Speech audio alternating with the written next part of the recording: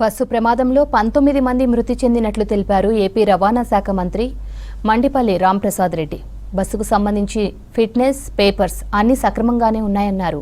ఇది ప్రమాదవశాత్తు జరిగిన ఘటన అని చెప్పారు. ప్రమాద స్థలాన్ని ఏపీ హోంమంత్రి వంగలపూడి అనిత, రవాణా శాఖ మంత్రి రాంప్రసాద్ రెడ్డి పరిశీలించారు. ప్రమాద వివరాలను అధికారులను అడిగి తెలుసుకున్నారు.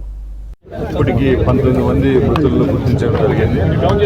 మిగతా 19 మంది ఎవరైతే క్షతగాత్రులు ఉంటారో ప్రభుత్వం ద్వారా వాళ్ళకు చికిత్స అందిస్తున్నాం. ఈ బస్సుకు సంబంధించి పర్మిట్ అంటే ఆల్ ఇండియా పర్మిట్ అయితే అక్కడ రిజిస్టర్ కావడం బస్సు. ఇప్పుడు వరకు మా అధికారులు ఇచ్చిన సమాచారం ప్రకారం బస్సుకు సంబంధించి అన్ని సర్టిఫికెట్ అన్ని పర్ఫెక్ట్గా ఉన్నాయి. ఇది ఒకటి అనుకుంటున్నాం, ఇది ప్రమాదవశాత్తు జరిగిన సంఘటన. ముఖ్యంగా ఏదైతే స్కూటర్ను ఢీకొట్టడం వల్ల ఆ స్కూటర్ కూడా బస్ కింద వెళ్ళిపోవడం, సుమారు 300 మీటర్లు లాక్కొని రావడం వల్ల అగ్ని ప్రమాదం జరిగింది. ముఖ్యంగా ఇలాంటి ప్రమాదాల్లో ఎక్కువ నష్టం ఎప్పుడు వాటిని వెళ్తుందంటే నైట్ టైం జర్నీ చేసే బస్సుల్లోనే ఈ ప్రమాదం ఎక్కువ జరుగుతుంది. ఎందుకంటే అందులో 2.5-3 గంటల గాఢ నిద్రలో ఉండడం వల్ల వీళ్ళందరినీ కూడా రక్షించలేకపోయాం.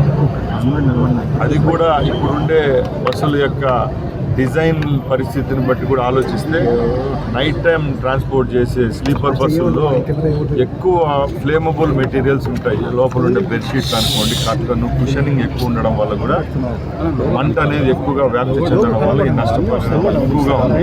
ఇప్పుడు ఎవరైతే చనిపోయినారో అలాగే ఎవరైతే క్షతగాత్రులు ఉంటారో వాళ్ళు ఏ ట్రాన్స్పోర్ట్ ద్వారా వాళ్ళు ప్రయాణిస్తున్నారో వాళ్ళ ఫోన్ నెంబర్లు అన్నీ మా దగ్గర ఉన్నాయి.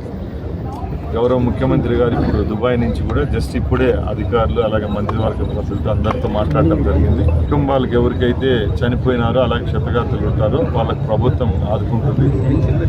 ముఖ్యంగా ఈ బస్సులో ప్రయాణించిన ప్రయాణికులు ఏ రాష్ట్రానికి చెందిన వారు అనేది ఇప్పుడు మేము మా ముందున్న మెయిన్ టాస్క్ ఒకటి. అది కూడా ఒక 2-3 అవర్స్లో వాళ్ళ ఫోన్ నెంబర్స్ ట్రేస్ చేసి, ముఖ్యంగా ఈ సౌత్ ఇండియా పర్మిట్లో ఉంది కాబట్టి తెలంగాణ, ఆంధ్ర అలాగే ఉమ్మడిగా కర్ణాటకకు సంబంధించిన ప్రయాణికులు ఉండొచ్చు కాబట్టి ఆ ట్రాన్స్పోర్ట్ మినిస్టర్లు కూడా మాతో టచ్లో ఉండాలి.